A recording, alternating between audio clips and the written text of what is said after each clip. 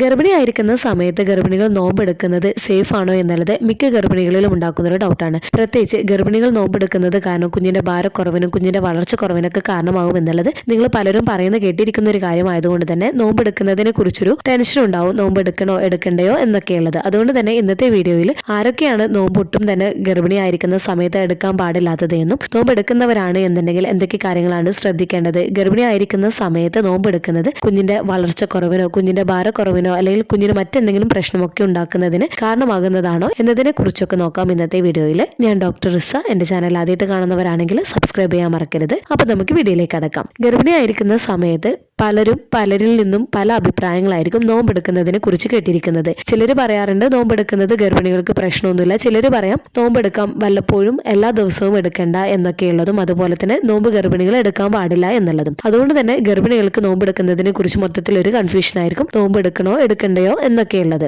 ഗർഭിണിയായിരിക്കുന്ന സമയത്ത് നമ്മുടെ കുഞ്ഞിന്റെ വളർച്ചയ്ക്ക് ആവശ്യമായിട്ടുള്ള പോഷകങ്ങളെല്ലാം തന്നെ ലഭിക്കുന്നത് അമ്മയുടെ ശരീരത്തിൽ നിന്നാണ്. അപ്പോൾ ഗർഭിണി കഴിക്കുന്ന ഭക്ഷണത്തിൽ നിന്നാണ് കുഞ്ഞിന് ആവശ്യമായിട്ടുള്ള പോഷകങ്ങളും കുഞ്ഞിന്റെ വളർച്ചയ്ക്ക് ആവശ്യമായിട്ടുള്ള ന്യൂട്രിയൻസും എല്ലാം തന്നെ ലഭിക്കുന്നത്. അതുകൊണ്ട് തന്നെ ഈ ഒരു ഗർഭിണിയായിരിക്കുന്ന സമയത്ത് അമ്മയുടെ ഭക്ഷണത്തിൽ ഉണ്ടാവുന്ന എന്തൊരു മാറ്റവും അവരുടെ കുഞ്ഞിന്റെ വളർച്ചയെയും എഫക്ട് ചെയ്യുന്നതാണ്. അപ്പോൾ ആദ്യം തന്നെ നമുക്ക് ഗർഭിണിയായിരിക്കുന്ന സമയത്ത് നോമ്പെടുക്കുകയാണ് എന്നുണ്ടെങ്കിൽ, അതായത് ഫാസ്റ്റിംഗ് ചെയ്യുകയാണ് എന്നുണ്ടെങ്കിൽ അത് അമ്മയെയും കുഞ്ഞിനെയും ഏതൊക്കെ തരത്തിലാണ് എഫക്ട് ചെയ്യുന്നത്, അതായത് എന്തൊക്കെ ബുദ്ധിമുട്ടുകളാണ് ഉണ്ടാവാൻ അവരിൽ സാധ്യതയുള്ളത് എന്നതിനെ കുറിച്ച് നമുക്കൊന്ന് നോക്കാം. First baby growth and weight ആണ്. ഗർഭിണിയായിരിക്കുന്ന സമയത്ത് ഗർഭിണികൾ ആവശ്യമായിട്ടുള്ള പോഷകങ്ങൾ ഗർഭിണികൾക്ക് ലഭിക്കുന്നില്ല എന്നുണ്ടെങ്കിൽ, അതായത് ശരിയായ രീതിയിൽ അവർ ഭക്ഷണം കഴിക്കുന്നില്ല എന്നുണ്ടെങ്കിൽ അത് കുഞ്ഞിന്റെ വളർച്ചയെയും ജനനഭാരത്തെയും ബാധിച്ചേക്കാം. അപ്പോൾ ഗർഭിണിയായിരിക്കുന്ന സമയത്ത് നിങ്ങൾ നോമ്പ് എടുക്കുന്നവരാണ് എന്നുണ്ടെങ്കിലും അല്ലാത്തൊരു സമയത്താണ് എന്നുണ്ടെങ്കിലും ശരിയായ രീതിയിലല്ല നിങ്ങൾ ഭക്ഷണം കഴിക്കുന്നത് എന്നുണ്ടെങ്കിൽ അത്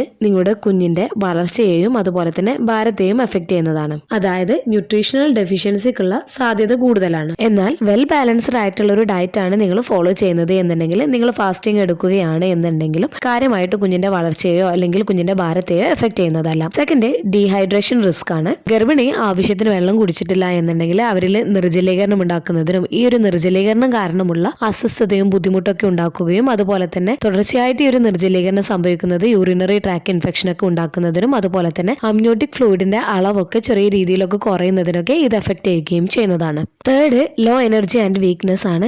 നിങ്ങൾ ഫാസ്റ്റിംഗ് എടുക്കുകയാണ് എന്നുണ്ടെങ്കിൽ നിങ്ങളുടെ ഷുഗർ ലെവലൊക്കെ കുറഞ്ഞു പോകുന്നതിന് ഇടയാക്കിയേക്കാം. ഇത് പലപ്പോഴും ഗർഭിണികളിലെ ക്ഷീണത്തിനും തളർച്ചയ്ക്കും തലകറക്കത്തിനും ഒക്കെ കാരണമാവുകയും ചെയ്യാറുണ്ട്. ഇത് പലപ്പോഴും കുഞ്ഞിന്റെ ബ്ലഡ് സപ്ലൈയെ എഫക്ട് ചെയ്യുകയും ചെയ്തേക്കാം. Fourth, increase risk of പ്രീടേം birth ആണ്. ഗർഭാവസ്ഥയിൽ നോമ്പ് എടുക്കുന്നത് അത് നമ്മുടെ ബോഡിയിൽ സ്ട്രെസ് ഉണ്ടാക്കിയേക്കാം. പ്രത്യേകിച്ച് ഗർഭാരത്തിന്റെ അവസാനത്തോടൊക്കെ അടുക്കുന്ന സമയത്ത് ഇത് പലപ്പോഴും മാസം തികയാതെയുള്ള പ്രസവത്തിനൊക്കെ ഇടയാക്കുകയും ചെയ്തേക്കാം. Fifth, change in baby movements ആണ്. ഗർഭിണി നോമ്പ് എടുക്കുന്നത് കാരണം കുഞ്ഞിന് ആവശ്യത്തിന് ന്യൂട്രിയൻസ് ലഭിക്കാതിരിക്കുകയാണ് എന്നുണ്ടെങ്കിൽ അത് കുഞ്ഞിന്റെ ചലനത്തെ എഫക്ട് ചെയ്തേക്കാം. കുഞ്ഞിന്റെ ചലനം കുറവായിട്ട് കിട്ടുന്നതിന് കാരണമാവുകയും ചെയ്തേക്കാം. അതുപോലെ കീറ്റോസിസിനൊക്കെ കാരണമാവുകയും ചെയ്തേക്കാം. അപ്പോൾ ഈ പറഞ്ഞ കാരണങ്ങളൊക്കെയാണ് സാധാരണയായിട്ട് ഗർഭാവസ്ഥയിൽ നോമ്പെടുക്കുന്നത് കാരണം, അതായത് ഫാസ്റ്റിംഗ് ചെയ്യുന്നത് കാരണം ഉണ്ടാകാവുന്ന പ്രശ്നങ്ങൾ. അപ്പോൾ ഗർഭിണിയായ ഒരു സ്ത്രീക്ക് നോമ്പെടുക്കാമോ എന്ന് ചോദിച്ചു കഴിഞ്ഞാൽ ഗർഭിണിയായ ഒരു സ്ത്രീക്ക് നോമ്പെടുക്കാവുന്നതാണ്, പ്രശ്നമില്ല. എന്നാൽ എല്ലാ ഗർഭിണികളുടെയും ശാരീരിക ആരോഗ്യം ഒരുപോലെ ആവണമെന്നില്ല. അതിനാൽ തന്നെ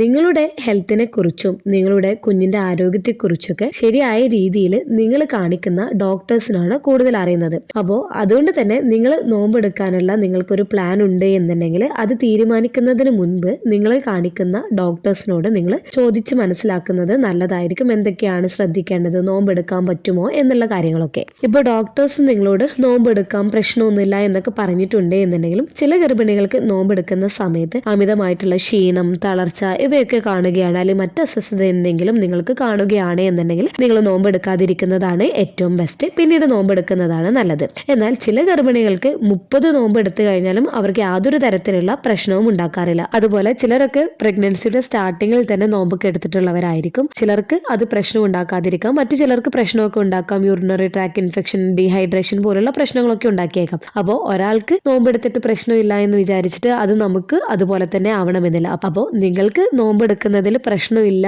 എന്നുള്ളത് ഡോക്ടേഴ്സ് നിങ്ങളോട് പറയുകയാണ് എന്നുണ്ടെങ്കിൽ നിങ്ങൾക്ക് നോമ്പെടുക്കാവുന്നതാണ്, പറ്റുവാണ് എന്നുണ്ടെങ്കിൽ. ഇല്ല എന്നുണ്ടെങ്കിൽ പിന്നീട് എടുക്കുന്നതാണ് നല്ലത്. അതുപോലെ തന്നെ ചിലരോട് ഡോക്ടേഴ്സ് നോമ്പെടുക്കാൻ പാടില്ല എന്ന് പറഞ്ഞിട്ട് പോലും ചിലരൊക്കെ നോമ്പെടുക്കുകയും ചെയ്യാറുണ്ട്. അപ്പോൾ നിങ്ങൾ ഈ ഒരു റമദാൻ മാസത്തിലെ നോമ്പ് എടുക്കാൻ ഉദ്ദേശിച്ചിട്ടുള്ളവരാണ് അല്ലെങ്കിൽ നോമ്പ് എടുത്തിട്ടുള്ളവരാണ് എന്നുണ്ടെങ്കിൽ താഴെ കമന്റ് ചെയ്യാൻ മറക്കരുത്. ഇനി ഗർഭിണി ആയിരിക്കുന്ന സമയത്ത് ഒട്ടും തന്നെ നോമ്പെടുക്കാൻ പാടില്ലാത്തവരെ ആരൊക്കെയെന്നതിനെ കുറിച്ച് നമുക്ക് നോക്കാം. ഷുഗർ ഉള്ള ആളാണ്, BP പ്രശ്നമുള്ളവരാണ്, ഭാരക്കുറവ് കുഞ്ഞിന് കാണുന്നുണ്ട്, കുഞ്ഞിന് വളർച്ചക്കുറവുണ്ട് എന്നുണ്ടെങ്കിൽ, പ്ലാസന്റൽ പ്രോബ്ലംസ് ഡോക്ടേഴ്സ് പറഞ്ഞിട്ടുണ്ട് എന്നുണ്ടെങ്കിൽ, കുഞ്ഞിലേക്കുള്ള രക്തയോട്ടത്തിന്റെ കുറവ് ഡോക്ടേഴ്സ് സൂചിപ്പിച്ചിട്ടുണ്ട് എന്നുണ്ടെങ്കിലും നിങ്ങൾക്ക് ഹൈ റിസ്ക് പ്രഗ്നൻസിയാണ്, ഒരുപാട് കാലത്തിന് ശേഷം ട്രീറ്റ്മെന്റ് ഒക്കെ ചെയ്തിട്ട് നിങ്ങൾ പ്രഗ്നന്റ് ആയിട്ടുള്ളവരാണ് എന്നുണ്ടെങ്കിൽ, ബ്ലീഡിങ് കാരണം റെസ്റ്റ് ഒക്കെ പറഞ്ഞിട്ടുള്ളവരാണ് എന്നൊക്കെ ഉണ്ടെങ്കിൽ, ബ്ലഡിന്റെ കുറവൊക്കെ നിങ്ങൾക്ക് പറഞ്ഞിട്ടുണ്ട് എന്നൊക്കെ ഉണ്ടെങ്കിൽ തീർച്ചയായിട്ടും നിങ്ങൾ പ്രഗ്നൻസി പീരീഡിൽ നോമ്പെടുക്കാൻ പാടുള്ളതല്ല. അതുപോലെ പ്രഗ്നൻസി പീരീഡിൽ നിങ്ങൾക്ക് യൂറിനറി ട്രാക്ക് ഇൻഫെക്ഷൻ ഉള്ളവരാണ് എന്നുണ്ടെങ്കിൽ, മൈഗ്രെയിനിന്റെ പ്രോബ്ലംസ്, ആസിഡ് റിഫ്ലക്സിന്റെ പ്രോബ്ലംസ്, അതായത്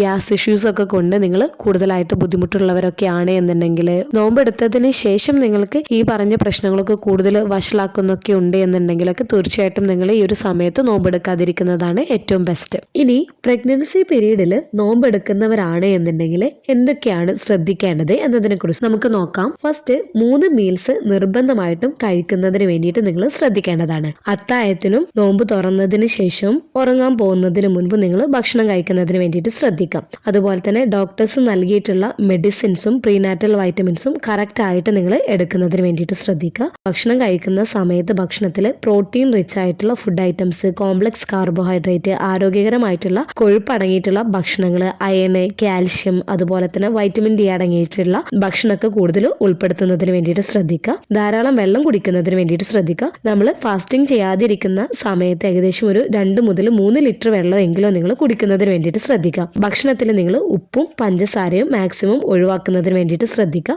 ജ്യൂസ് ഐറ്റംസിൽ അധികവും ഷുഗർ ഒന്നും ആഡ് ചെയ്യാണ്ട് കുടിക്കുന്നതിന് വേണ്ടിയിട്ട് ശ്രദ്ധിക്കുക. അതുപോലെ തന്നെ ചായ, കാപ്പി, സോഫ്റ്റ് ഡ്രിങ്ക്സ് ഒക്കെ മാക്സിമം ഒഴിവാക്കുന്നതിന് വേണ്ടിയിട്ട് ശ്രദ്ധിക്കുകയും ചെയ്യേണ്ടതാണ്. അതുപോലെ തന്നെ ഭക്ഷണം കഴിക്കുന്ന സമയത്ത് ഓവറായിട്ട് ഭക്ഷണം കഴിക്കാതിരിക്കുന്നതിന് വേണ്ടിയിട്ട് ശ്രദ്ധിക്കുക. ലഘുവായിട്ടുള്ള ഭക്ഷണങ്ങൾ ഇടയ്ക്കിടെ കഴിക്കുകയും അതുപോലെ തന്നെ പെട്ടെന്ന് ദഹിക്കുന്ന തരത്തിലുള്ള ഭക്ഷണങ്ങൾ കഴിക്കുന്നതിന് വേണ്ടിയിട്ട് ശ്രദ്ധിക്കുകയും ചെയ്യുക. അതുപോലെ നോമ്പ് തുറക്കുന്ന സമയത്ത് നിങ്ങൾക്ക് പെട്ടെന്ന് ഒരു എനർജി ലഭിക്കുന്നതിന് വേണ്ടിയിട്ട് 2-3 ഡേറ്റ്സും അതോടൊപ്പം തന്നെ നിങ്ങൾക്ക് വെള്ളവും കുടിക്കാവുന്നതാണ്. ഇത് നിങ്ങൾക്ക് പെട്ടെന്നൊരു എനർജി ലഭിക്കുന്നതിന് സഹായിക്കുകയും ചെയ്യുന്നതാണ്. അതോടൊപ്പം തന്നെ നിങ്ങൾ ശ്രദ്ധിക്കേണ്ട മറ്റൊരു കാര്യമാണ് പൊരിച്ചതും വറുത്തതും ആയിട്ടുള്ള food items, processed food items, junk foods ഒക്കെ മാക്സിമം ഒഴിവാക്കുന്നതിന് വേണ്ടിയിട്ട് ശ്രദ്ധിക്കുക. അതുപോലെ നോമ്പെടുക്കുന്ന സമയത്ത് നിങ്ങൾക്ക് അമിതമായിട്ടുള്ള ക്ഷീണം, തലകറക്കം, ഛർദിൽ, കുഞ്ഞിന്റെ അനക്കത്തിൽ എന്തെങ്കിലും കുറവൊക്കെ അനുഭവപ്പെടുന്നുണ്ട് എന്നൊക്കെ ഉണ്ടെങ്കിൽ, അല്ലെങ്കിൽ കൺട്രാക്ഷൻസ് കൂടുതലായിട്ട് അനുഭവപ്പെടുന്നുണ്ട്, അല്ലെങ്കിൽ മറ്റെന്തെങ്കിലും അസ്വസ്ഥത സാധാരണ അല്ലാത്ത രീതിയിൽ നിങ്ങൾക്ക് കാണുകയാണ് എന്നുണ്ടെങ്കിൽ ഉടനെ തന്നെ ഭക്ഷണം കഴിക്കുകയും അതിനുശേഷം നിങ്ങൾക്ക് മാറ്റമൊന്നും കാണുന്നില്ല,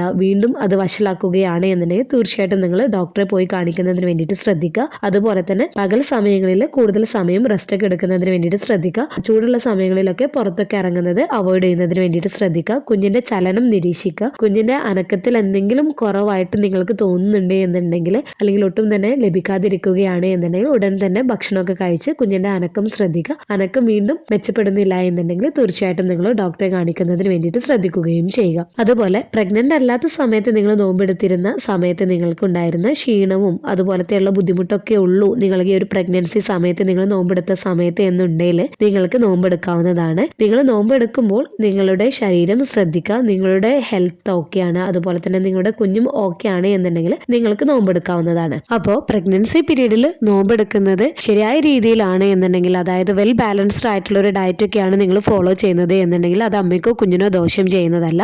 പക്ഷേ ഈ ഒരു സമയത്ത് നിങ്ങൾ എപ്പോഴും ശ്രദ്ധിക്കേണ്ടത് നിങ്ങളുടെ കുഞ്ഞിന്റെ ആരോഗ്യത്തിനും ക്ഷേമത്തിനും എപ്പോഴും മുൻഗണന നൽകുക. അതുകൊണ്ട് തന്നെ നിങ്ങൾ പ്രഗ്നൻസി പീരീഡിൽ നോമ്പെടുക്കുന്നതിനെ കുറിച്ച് തീരുമാനിക്കുന്നതിന് മുൻപായിട്ട് നിങ്ങളുടെ ഡോക്ടറോടും കൂടെ ചോദിച്ച് മനസ്സിലാക്കുന്നതിന് വേണ്ടിയിട്ട് ശ്രദ്ധിക്കുക. ഈ ഒരു വീഡിയോ നിങ്ങൾക്ക് യൂസ്ഫുൾ ആയിട്ട് തോന്നിയിട്ടുണ്ടെങ്കിൽ മറ്റുള്ളവർക്കും കൂടെ ഷെയർ ചെയ്ത് കൊടുക്കുക. എന്തെങ്കിലും ഡൗട്ട്സും കാര്യങ്ങളൊക്കെ ഉണ്ടെന്നുണ്ടെങ്കിൽ കമന്റ് ആയിട്ട് ചോദിക്കാവുന്നതാണ്. അടുത്തൊരു വീഡിയോയിൽ കാണുന്നത് വരെ ബൈ.